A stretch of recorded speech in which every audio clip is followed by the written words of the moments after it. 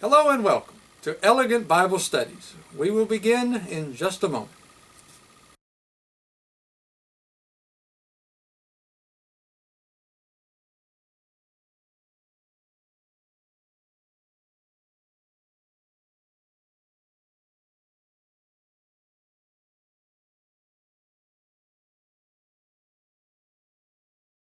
Have you ever wondered what the ancient world was like? Like when you read the Bible and you see different times in history and you wonder what they were like? Well, today we're going to explore that topic. So let's get started. Well, first of all, let's think about when you go to church on Sunday. When they have a collection, what do? They pass around a collection basket, and people put money in the basket as it goes around the room.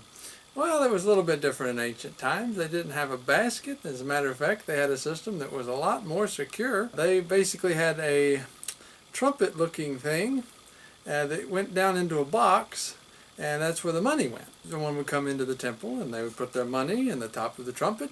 It would go down and it'd fall into the box just like you see here. That was the ancient form of collection for the temple. These money boxes. That's different than what they have today. Also, when we look at the whales in ancient times, the whales were a little bit different. We usually think of a whale as a big hole in the ground that has a bucket or basket at the top of it, and they lower it down and they get the water through the bucket when they pull it back up. But some whales were a little bit different than that. Some whales, like this one, had a staircase going down into the whale so that you could actually walk down the whale to get your water. Something you don't usually think about, but that's the way it was. Also, what kind of food did they have in ancient times in the Holy Land? Well, the cucumbers were very prevalent, especially during the time of David. Cucumbers were very popular in the Holy Land, and they still are. Also, these little melons are still prevalent there as they were during the ancient times, and so are almonds. Almonds are still grown there as well. And the squash was one of the staple crops of the Israelites. And you know how, like, when you read the account of when Joshua went into the land of Canaan and he came out with the big grapevines? Well, those grapevines are still growing in that area. Just as big as they were in the time of Joshua. I'm sure that here's a picture of them. You can see that they are still very large, and they're still growing there. Also, the trees that are growing in the Holy Lands, the cypress trees, as you see here, they are very prevalent during the ancient times, and they are, sure, a few of them are still over there. And the sycamore tree, that's the one that Zacchaeus climbed up in. There in the Holy Land, and here's a picture of one, and I believe we've got a picture of another one as well. It's a little bit bigger that they are planting. Also, when we think about the devil, here's a picture of Beelzebub. Beelzebub, who is Beelzebub? He's referred to in the New Testament as the devil. Some call him the Lord of the Flies. It's relating to a pagan god, but they called him the Lord of the Flies because they believe that the fly, like the fly is kind of a carrier of disease, and disease causes death, and death is a wage of sin, according to Jesus. That's how Beelzebub got his name, from disease and death, by the fly. The Beelzebub, king of the flies, and in the New Testament he is known as the devil, because sin is caused by the devil, and sin is like a disease, and as Jesus says, the wages of sin is death. So that's kind of how that all came about.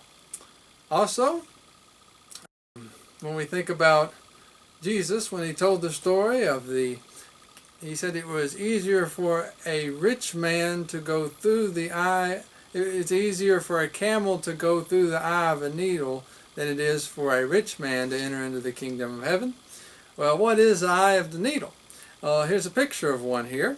The eye of the needle is, as you can tell, it's very hard for a human to get through the eye of a needle, much less a camel when it's got all its baggage attached to it. And I think that's kind of the objective of the eye of the needle. This was back in the time when they had that they were like taxing people and stuff like that, and they didn't want anybody bringing things into the city that they shouldn't bring into the city, like weapons. It was a way of pulling all the cargo and luggage, baggage off the camels so they could inspect it, because without that inspection there would be no way to get this camel through the eye of a needle. It was an ancient way of protecting the city against things like foreign invaders, and to keep things out of the city that they did not want in the city. But that is what it's referring to when it's talking about the eye of a needle. It's this right here. It obviously very hard for a human to get through, much less a camel. Basically, a camel would have to crawl through it. Definitely not easy. And it's for security too. All right, so here's another thing that's interesting. The Bible also, back in Bible times and Bible lands, today we think of dogs as pets, and we love them and we play with them and we think they're fantastic. But in biblical times, dogs were not so enjoyable. Dogs were kind of seen with scorn and disgust. These dogs were either lazy, ugly, or just downright mean. Some of them would probably attack you if you got too close to them, or if they wanted something. Have you ever been chased by an aggressive dog? And that's the kind of dogs that would have been more like wild dogs, almost something close to a wolf or a coyote type of animal, if not one that just lays around and does nothing and is just kind of there. That's kind of what dogs were like during the time of Jesus and in the ancient world. Now, what about the Egyptians? The Egyptians were absolutely fantastic at making coffins.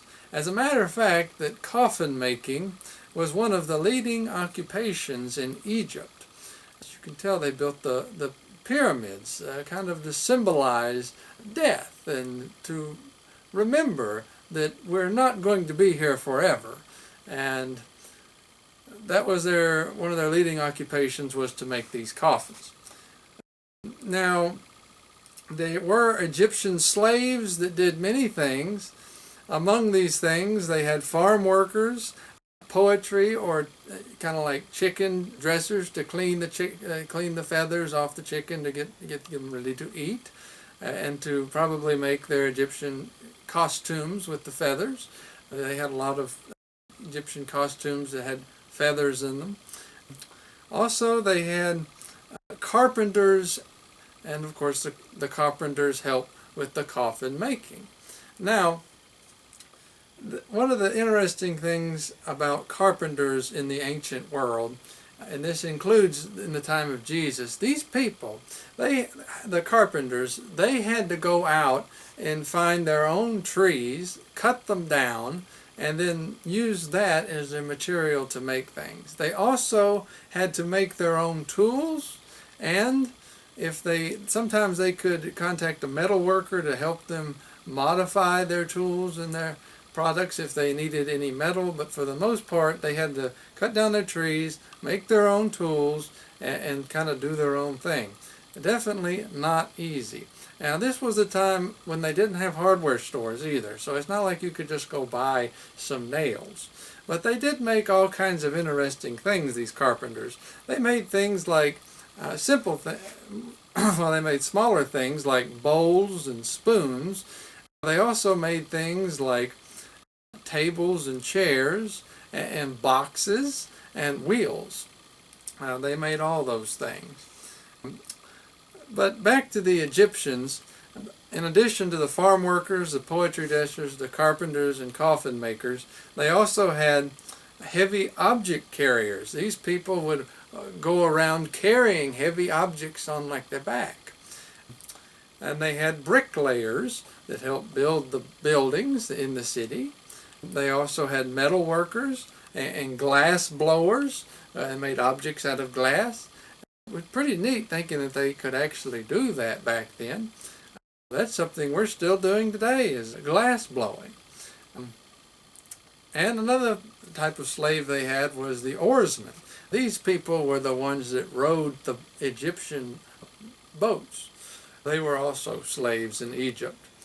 These basically were the type of professions that Joseph would have thought he may have been going into when he got sold by his brothers as a slave.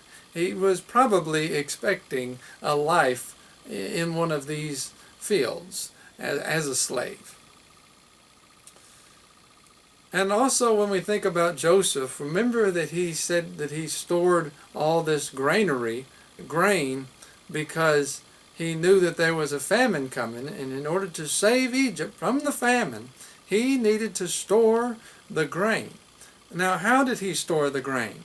Well, he had these granaries that had these things inside that he would store the grains in, and they would look like the end of your finger. Now, what they would do was, in order to store this grain, they would pour the grain into the top of the thing that looks like your finger, and then it would drain down to and fill it up, and after they filled it up, there was a door in the bottom of it, and that door is how they would get the grain out of the granary, from the door at the bottom of the cylinder.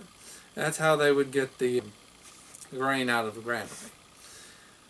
And here's another interesting fellow from the somewhat ancient world. It's King James I of England. Why is this man important? Well, this is the man we can thank because he made sure that we could get an English version of the Bible. And that's something that we all can appreciate, is that English version of the Bible. And of course, King James I had a very significant role in getting that to us. And last but not least, let's think of the world-famous cedars of Lebanon that were used in the building of the Temple of Solomon back a long time ago. These world-famous trees were huge. They were massive trees, beautiful trees, trees that were worthy of being put in God's house. That's how significant these trees were. But how did Solomon obtain these trees? How did he talk the ruler of Lebanon into giving him these priceless, valuable trees that were in very high demand, I am sure? Well, it was quite simple. Solomon paid for these trees with two things. Those two things were wheat and oil.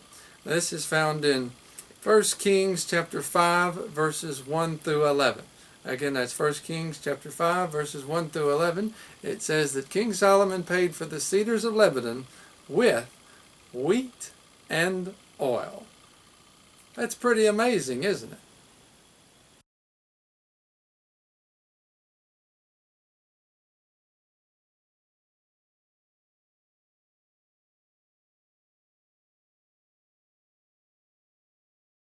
The story of Daniel. What can we learn from the story of Daniel? Well, the main thing we can learn from the story of Daniel is that whoever trusts in the Lord is kept safe. That's found in Proverbs chapter 29 and verse 25.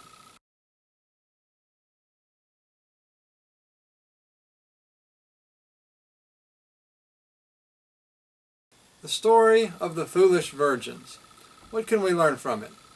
Well, from the story of the foolish virgins, we can learn that some were ready, some were not. Those who were ready got in, and those who were not did not.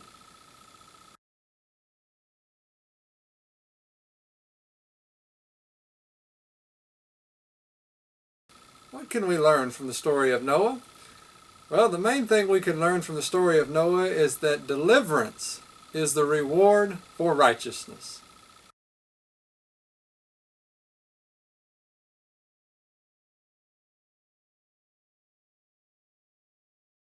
Isaiah once sent a messenger with good news, and it was received with much rejoicing.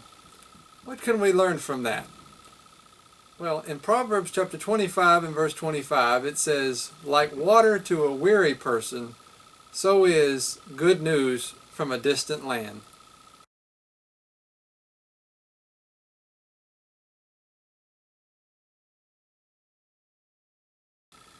Rehoboam. What can we learn from the story of Rehoboam? Well, Rehoboam was Solomon's son, and he became king. He took Solomon's place as king. Rehoboam did not listen to the advice of his older counselors. Instead, he listened to the advice of the people he had grown up with.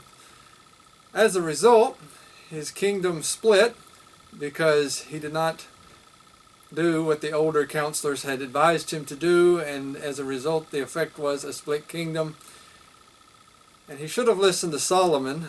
If he would have listened to the words of Solomon in Proverbs 11 and 14, he says, where there is no counsel, a nation will fall, but there is strength in many advisers.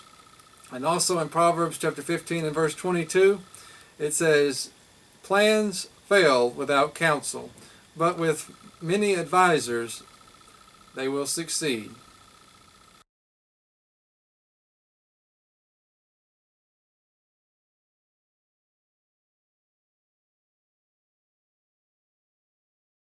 This is an image of Jeremiah trying to demonstrate to his nation how morally bankrupt they are. President Theodore Roosevelt, he said, to educate a man in mind and not in morals is to educate a menace to society.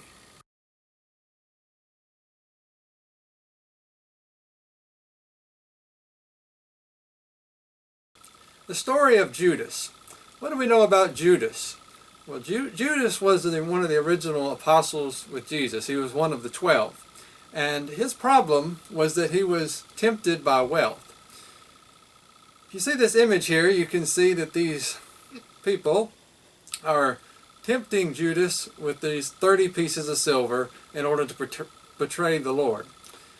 And you can see they almost look like, is 30 pieces of silver not good enough for you? Is 30 pieces not enough? Judas took the 30 pieces of silver in order to betray Jesus, but the really sad thing is that there's a lot of people today who betray Jesus for far less than 30 pieces of silver.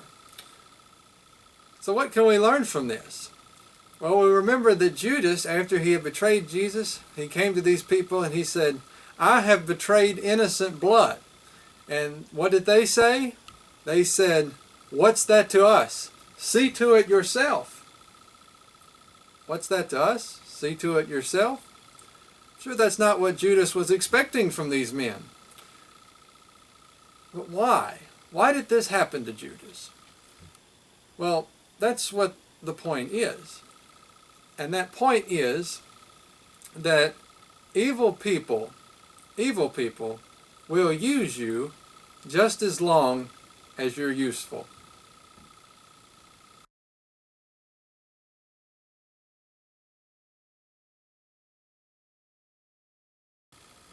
Samson. What do we know about Samson? Well, Samson was a man of great strength. He had great physical strength, and both physically, and I would say he also had great physical strength mentally in some capacity, because he was able to do many things that would have been deadly if he would not have been mentally strong enough to do them. Like wrestling with animals, for example. Here he is, a picture of him killing a giant cat. And he wouldn't have been able to do that unless he had the mental fortitude to be able to go through with it. So he was physically and somewhat mentally strong. But what he lacked was spiritual strength. He was kind of loose with his morals and characters. And this is what caused him to become blinded and captured by his enemies and therefore made a slave. You see, it's one thing to be mentally and physically strong like Samson, but it's another thing to be spiritually strong.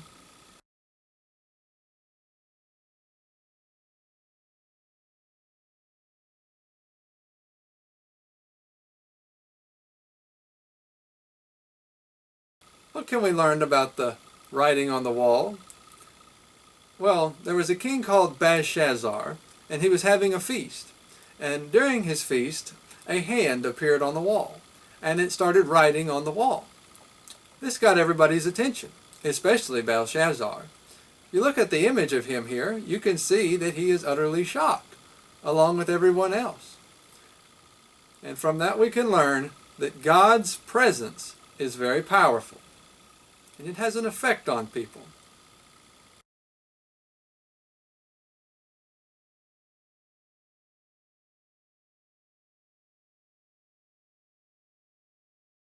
The story of the blind man.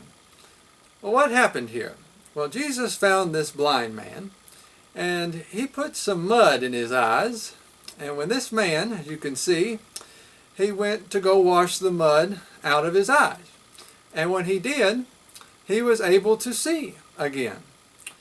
And when this happened, he went about rejoicing and telling everyone in town about what Jesus had done for him. And it's the same way with us, because sometimes we can be blind to a lot of things. But when Jesus allows us to see things, to see again, we should go about rejoicing because of it. What does this mean? It means that sometimes we can be blind to what Jesus has already done for us. And when he allows us to understand that better, we should rejoice. Sometimes it means we can be studying his word, and he can open our eyes to his word in a greater extent than to what we have had before, and because of that we should rejoice. And sometimes Jesus opens our eyes to opportunities to both serve him and to do his will. He can open our eyes to the needs of others in order to help us bring his word to them and to others. And when this happens, we should rejoice and complete the work which he has given to us to do to fulfill the need. And then we should go about rejoicing as this man did.